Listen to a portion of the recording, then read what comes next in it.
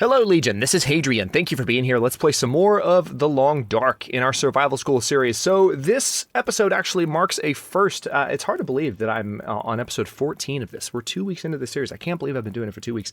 But for the first 2 weeks that I've been doing it, I really have been recording these episodes day to day.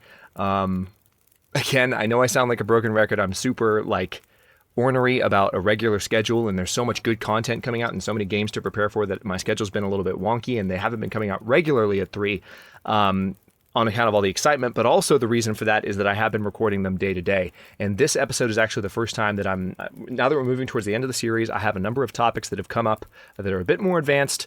I'm not necessarily going to go into advanced topics this episode, but there are some things that I definitely want to talk about with you guys to kind of wrap up some of the other things that we've discussed so far, while still staying outside for at least another episode, and also kind of moving back towards trappers in order to check on the hides that we have curing there, because there's some repairs that I have to make. There's a hide that I've got on me that I've got to put down. I need to kill some additional deer, honestly, to get some more deer hides.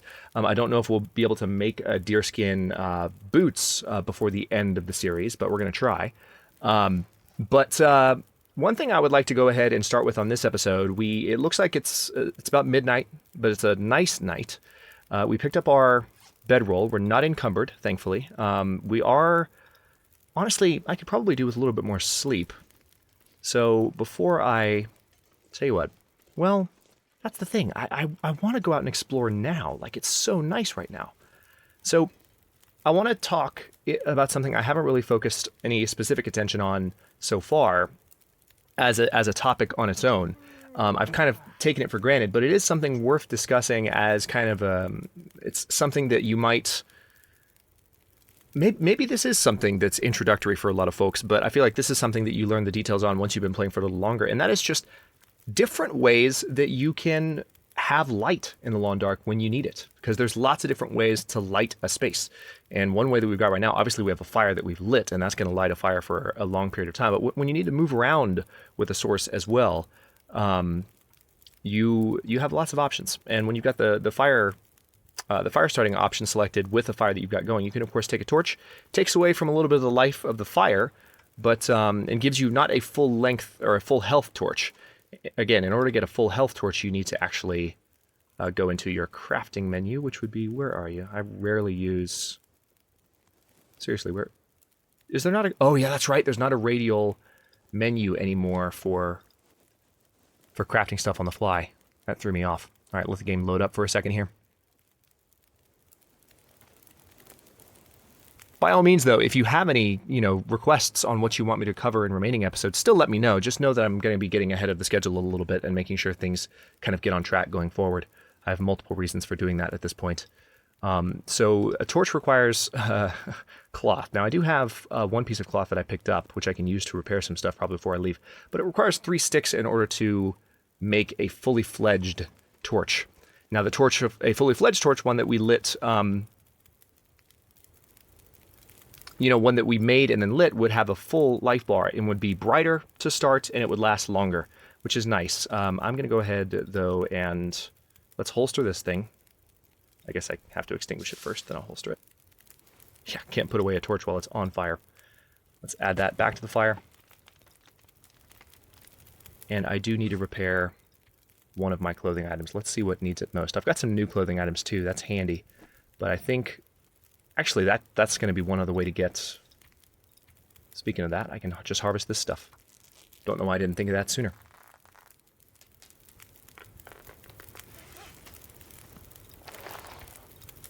So we've got some cured leather from these gloves here. So we now have 2 cloth, and then... Let's see, we probably don't need... Yeah, this one, because the toque is such a small item, 1 cloth is going to repair... Rage. Alright, so we just lost that 1 cloth. Never mind. I was going to repair the toque and then repair my boots, but now I need more cloth. Yeah, that 1 cloth repaired the toque all the way up, which is nice. We got the warmth bonus again, but we still need to repair our boots, and now we're down 1 cloth. Jerk. Okay, well, that passed a little bit of time by the fire. So let's go ahead and keep talking about light sources, shall we? I'm going to go ahead and take this torch. Let's step out into the wild and see how things look. We've probably got about 4 or 5 hours of daylight left. So this is one way to light your way. And of course, when you have a torch like this, you're getting a nice bonus from the heat source. It's the same as when you hold out a lantern. They do actually provide you with a bit of a warmth bonus if you didn't know that. So if it's a little cold and you're worried about walking around in the dead of night like this, it's a beautiful night, right? But if you're a little bit worried about, how things will play out with regard to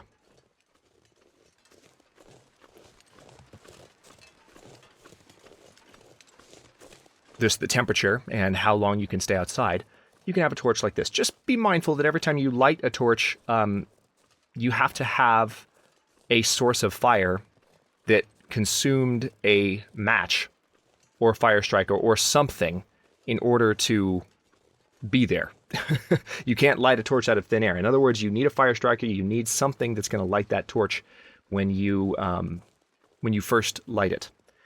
And so it will consume a match, which leads me to another point, which I raised much earlier in the series. I'm going to wait actually until this torch goes all the way out.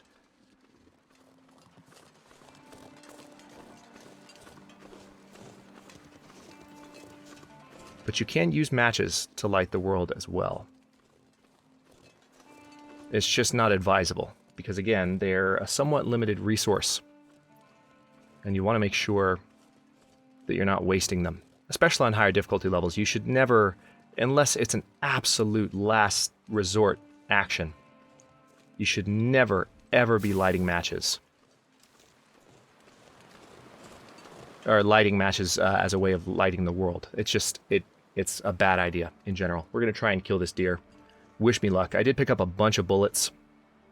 Sorry, cartridges. A bunch of cartridges, rifle ammunition at the top of the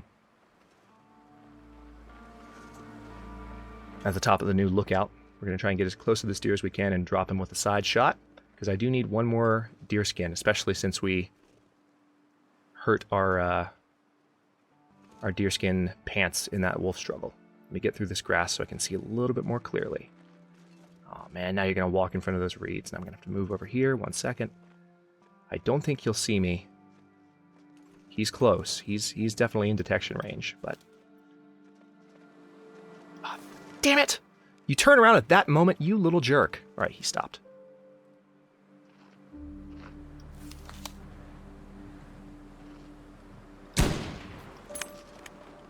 Alright, that did not drop him.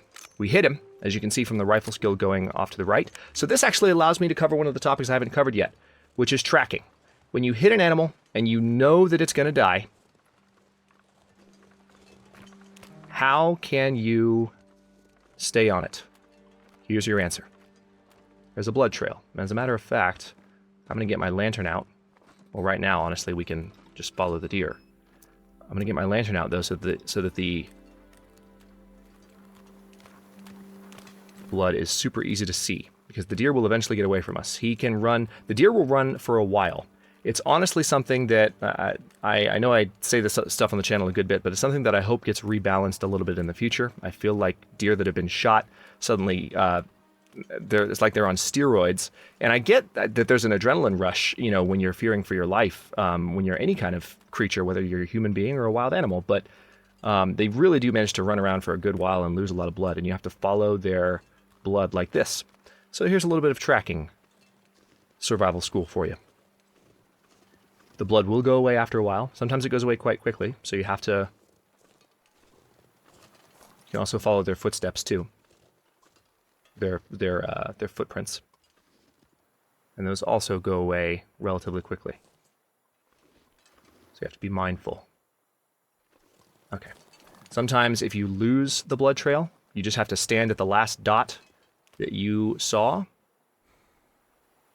like this, and just turn until you see the next one. Because one of the unfortunate things about the blood trail, again, something that I hope that they fix, and you can see it happening right now, the blood you can only see it when you're very close to it. It kind of fades in a way that's not entirely helpful.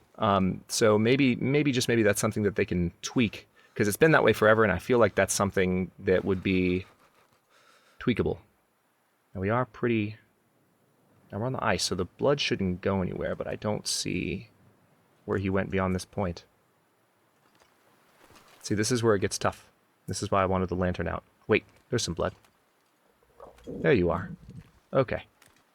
Okay, back on the trail. Sometimes the dots are just very, very tiny, and matter of fact, they're easier to see on pure white snow.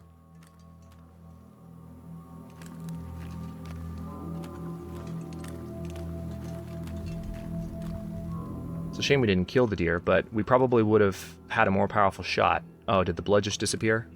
I think the blood just disappeared. I think it did. I don't see the blood anymore. So the blood just faded out. That's unfortunate. I really wanted to get all the way to this corpse. Carcass. I wanted to get all the way to this deer carcass using tracking, and unfortunately the game just, well, that's an example of small imperfections getting in the way of good lessons. But I'm still going to look for the deer. It should be around here somewhere. As a matter of fact, that might be it over there. And after a few hours... What are you? Okay, no, that's a bench. After a few hours,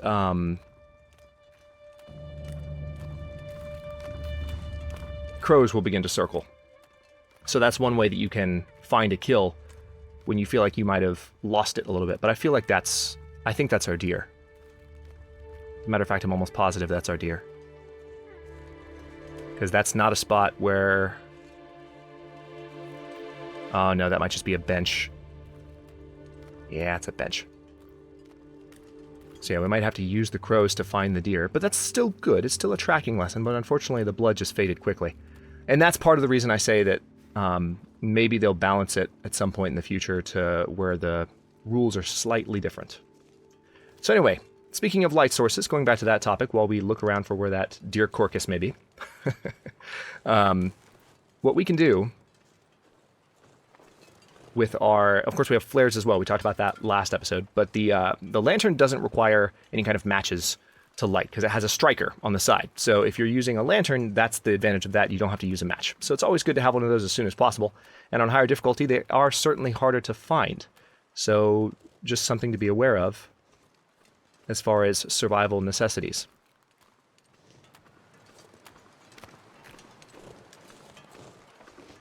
There's some wood over here. I probably need to start another fire before long. Pass some time. I did pick up my bedroll, didn't I? Yes, I did. Always a good thing to make sure you pick up your bedroll, guys. I know, you're cold. I get it. So we can chop up this fir limb. The issue is I kind of need to start a fire now. Problem being, notice I don't have a wind protection indicator in the screen right now, and there's wind blowing right toward me. So if I were to light a fire here by this fir limb, it wouldn't do much for me. What I can do is look for a burned out tree. Haven't talked about those yet, but there are lots of trees in the Long Dark, if you just spend some time looking around, that are hollowed out. And you can put a fire inside the trunk of a hollowed out tree. And that can be your means of having a... Okay, the wind actually might have died down. No, there's still a wind chill. So I'm not sure where the wind is. But the wind chill is dropping. But we need to get... We're going to get hypothermic pretty soon. Unless I find a place to shelter up. Alright, well, I have an idea for where we can go. I hate that we can't follow that deer right now, but it is the middle of the night. Tracking is not something you typically do in the middle of the night in the Long Dark. I've just been playing for a while, so I get ambitious. So other light sources. Again, you can light a match if you want. I'll show you what it's like. You know, right now I have... Come on, game. Give me matches. There we go. Got 16 matches. And it gives you that much light. So it can be useful when you're indoors. Actually, I don't think I've fully scouted all of these fishing huts. So let me peek in these really quickly. Oh yeah, totally didn't. Cardboard matches. See, those cardboard matches I don't mind wasting. I like to use wood matches. That can be a good strategy. You can maybe... well, there's actually, come to think of it, there's not a way, I don't believe, I could light a fire here. That would be a good way to be protected from the wind. Yeah, let's do that. Let's just do a fire in here. Is there one with a door over here? I think there is. Yeah, we'll get in one of these huts and warm up. So cold. I think I've got some basic... I've got some books I can burn, but... having stuff to burn is the other problem.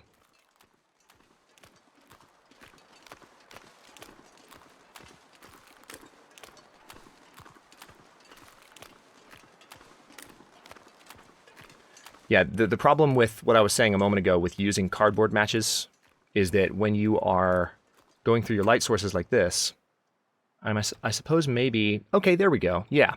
So if you use the selection wheel, you can actually choose between different light sources by different match types, just by using the selection wheel. But I think when you, yeah, see, when I'm hitting one over and over to cycle through my stuff, it doesn't let you do that. However, again, all right, I have been here. I know that. Which one has a door? One of these has a door. Sometimes that one has a door, but it doesn't this time. Need to get inside. I guess I should light my lantern so I'm a little bit warmer.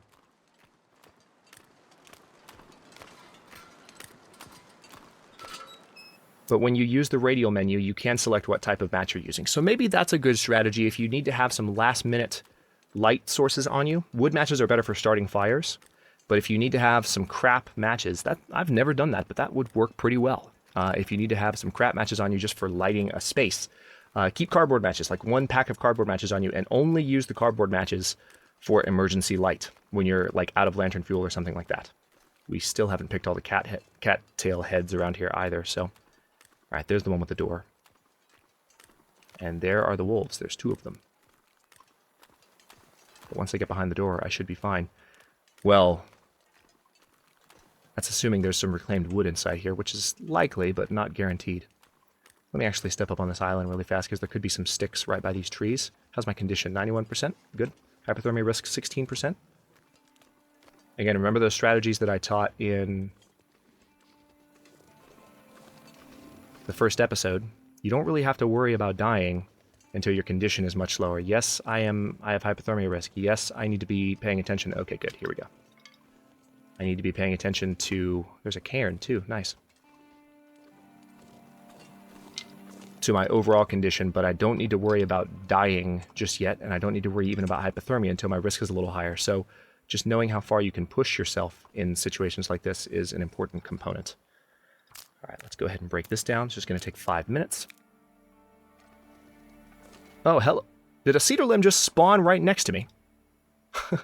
We don't have 45 minutes. But that's hilarious. Actually, a whole bunch of limbs just spawned. That's never happened while I've actually been doing this. This is a first for me, but that's fine. That's all well and good. I'm not kidding. That's never happened while I've been standing right next to him. Definitely not happened in a YouTube recording, but also in offline play. I feel like that's a first. Okay, so let's go over here, and there's a deer. When we emerge from our rest inside this fishing hut, which we may be able to rest even in here without a fire going, because we have our bedroll. But when we emerge from our rest, we should be able to spot where the deer... fishing guide. And reclaimed wood, perfect. We should be able to spot where the deer ended up. And we are 18 minutes into this episode already. Where's the time go? Cardboard matches, very nice. Let's check these drawers out. See, I haven't even fully scavenged this area. We could do some fishing for food if I needed to. But I would like to go back to Trapper's Cabin at the end of this episode. So I'm not going to do that just yet. Let's go ahead and use wood matches. I want to use one of the books that I have and a cattail head. I don't need to use accelerant. Let's start the fire. 95% chance is pretty good. I'll take it. All right, so I talked about matches. Talked about flares. Flares last a good while, but of course a flare is a one-time use thing. You can't relight a flare, obviously. I think that's intuitive to most of us. If you didn't know that, you can't relight a flare. You can throw torches in the same way that you can throw flares to distract wolves. But that's not necessarily a light source topic. Then there's a flashlight. The flashlight was more recently added. We haven't found one yet in this series. Now let's add that reclaimed wood. And let's add all the sticks. I'm also going to go ahead and put this torch on the fire.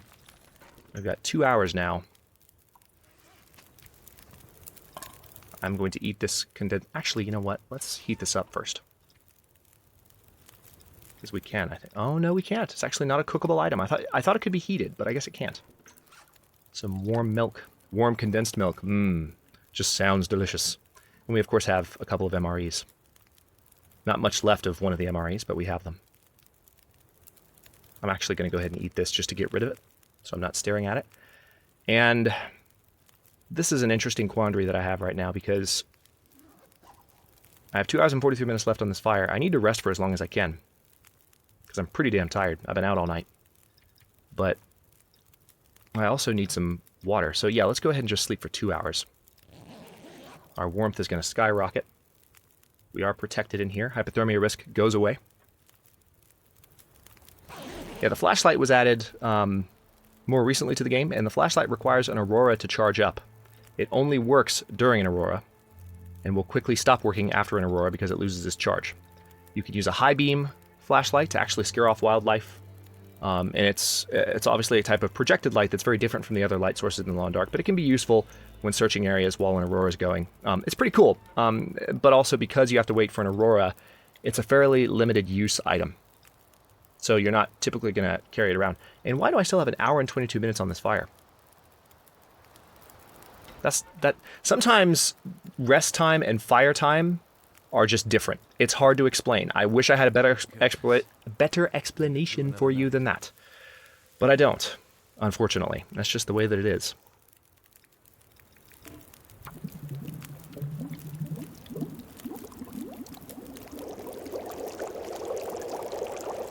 Okay. Now, right now it feels like 63 degrees, but that's because the fire is giving off a 34-degree bonus. So the air temperature is 34 in here. There's no wind chill. If I were to sleep in my bedroll, I would still be... Well, actually, the air temperature is 34 because of the fire. No, it's not, actually. That's the air temperature, and then it feels like it's 63 because of the fire. So, interesting that it's... Yeah, the math is not quite adding up here.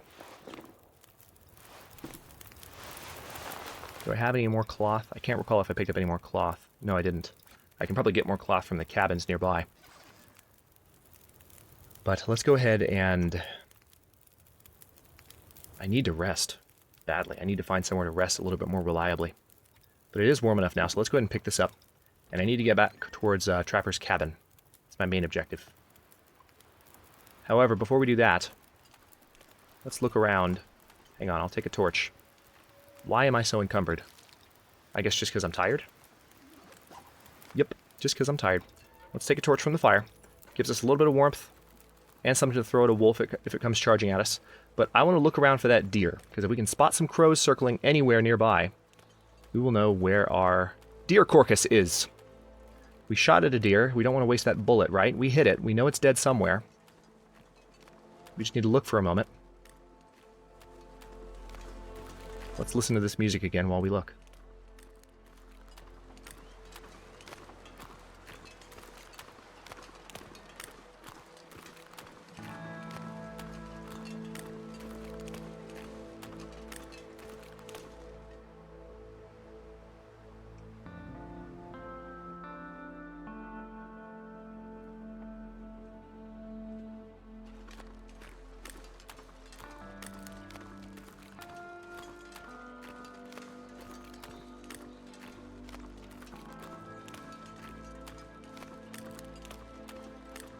So I guess mainly we'll make this a tracking episode.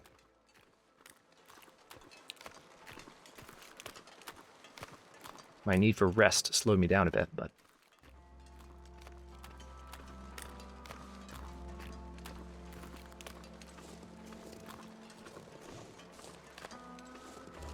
Gotcha. I'm gonna need to rest soon.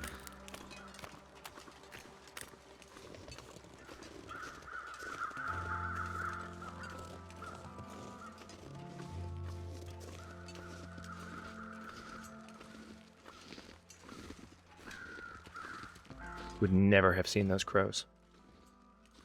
I better be able to get up to this deer, or I'm going to be mad. I should be able to, because if the deer can get up here, I can get up here. He just ran a really weird route. Yeah, found it. All right.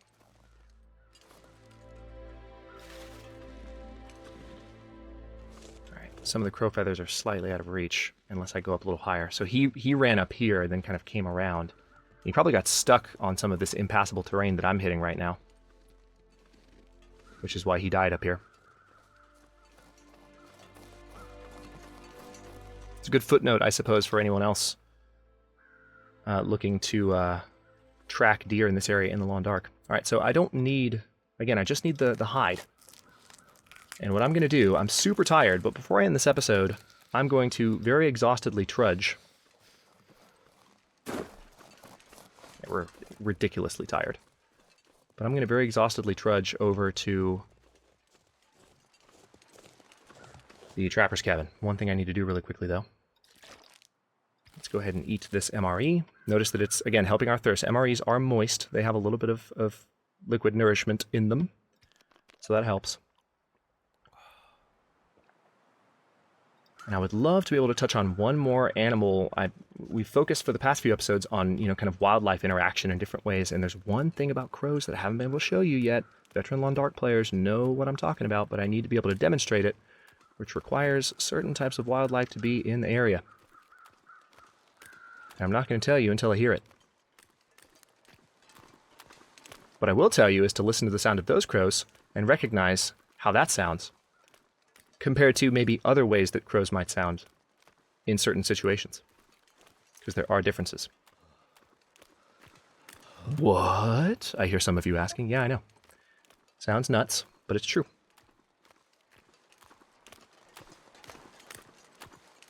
So we've got a couple of deer skin we need to drop at the Trapper's Lodge when we get back. But the moosehide cloak, or the moosehide should be done, so we might be able to make our moosehide satchel before I'm done here. This walk is going to take a minute, so this is going to be probably a slightly longer than... Well, you can see. Unlike me, you can see how long the episode is. The only thing that's slowing me down a bit is, again, I'm very tired. To tell you the truth, I could probably... I could throw down a bedroll. Yeah, I know what I'm going to do. Just to make the trip a little faster. Since I'm so well fed and my thirst is totally quenched, I'm going to go back to that cave again. I'm not going to make a fire. I'm just going to throw down my bedroll, and which I do have on me. Good. I need to repair it too, because it's at 83%, and yes, that will affect the warmth bonus of the bedroll. But I'm going to sleep, regain my energy. That way I can walk faster, because I'm not over my encumbrance. There's a rope back there. This is a relatively new climbing area in Mystery Lake. I've already showed you climbing, so since I'm tired, there's no point attempting that. But that is a thing that you can do. Oh, wait, almost past my exit here. It's like I'm getting off an interstate. Almost past my exit. Gotta turn around. Like an idiot. Oh, that's sore. Seriously? Because I'm encumbered, I have a slightly increased risk of sprains. And again, I'm not even technically encumbered, I'm just exhausted. Therefore, what I'm carrying takes more out of me. Just in case I do need a fire, I'm going to break down some of this stuff.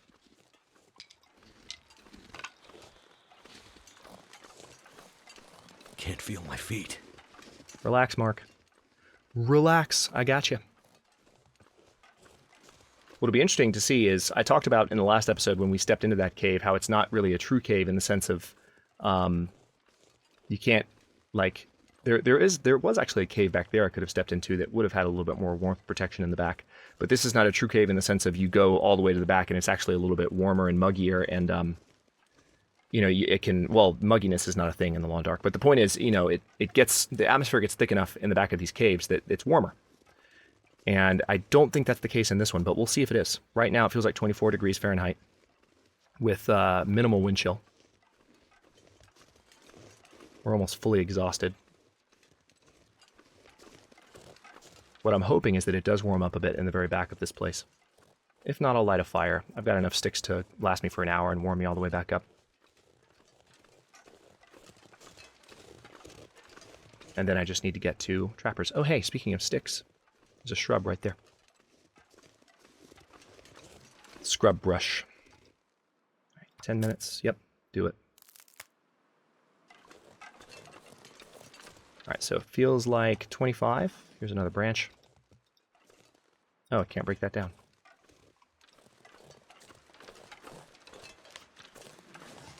Dave's quiet clearing. Still feels like 25. 25. 25. Yeah, I don't think it's going to do it. But we're still actually in the open. 26. Freezing. I think that was just a natural temperature change from the atmosphere. I don't think... Yeah, there's a hunting knife there. That's good to know. Oh, we didn't check this corpse. But he's useless. Nothing on him. Okay, well, we can use our old fire spot, at least. Let's use wood matches.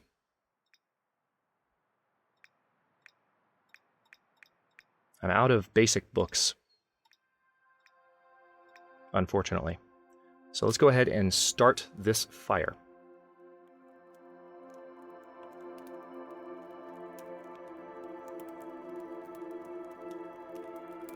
Come on, come on.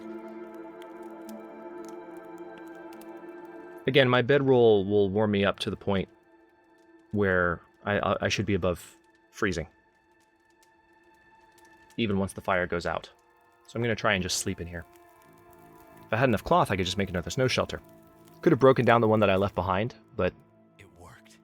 didn't really feel the need.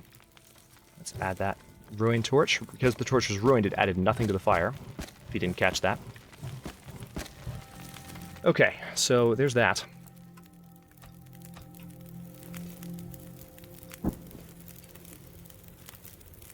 Alright, now we got 2 hours on this fire.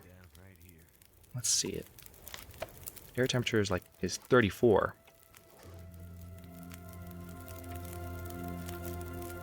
Let me... I'm a little bit nervous because we get a 7.4 warmth bonus from this.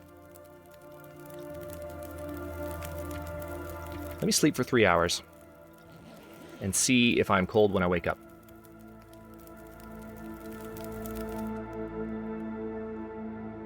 Fire went out. No, we're warm enough. So let's sleep for 3 more. Cross your fingers that I don't get hypothermic in my sleep, because that would be bad. You can get hypothermic in your sleep and die. That's a real thing. In real life and in the Long Dark. Alright, so rest-wise... see, I'm still close to tired. If I had slept those 6 hours straight, it would have been better. I'm gonna sleep for 3 more. And you know what? Yeah. I want to make it to Trappers. I want to, but I need to stop this episode here. Like, at some point, I just need to stop. So, that just saved the game for me, which is nice. We've survived 4. Let's see. It just took way too long. I thought I could swing into the cave more quickly, but I forgot it was that far out of the way, and that took just way too much time. So, we've survived... Come on, game. Give me stats. There we go. I'm clicking all over the place, talking to myself, not clicking the right things. 16 days! Discovered 27 locations just in Mystery Lake, though, so very low percentage of the world explored. Pretty cool so far. Some of you wondering what my all-time record is for survival. There it is, right there. I need to play more on Interloper. I haven't played Interloper at all since the game launched. And there's not a column for custom difficulties yet, so I wonder where those would even show up. Because I have played on custom difficulties that are similar to Interloper, so those stats should be showing, but they're not. Weird. Okay. Thanks for watching. If you enjoyed this one, don't forget to like the video and subscribe to follow along. Ooh, much darker setting in the very same spot than the last time we were here. But new episodes are, of course, coming out every day at 3 p.m. Eastern Time. Comments are always welcome. Let me know what you think, and I'll see you next time.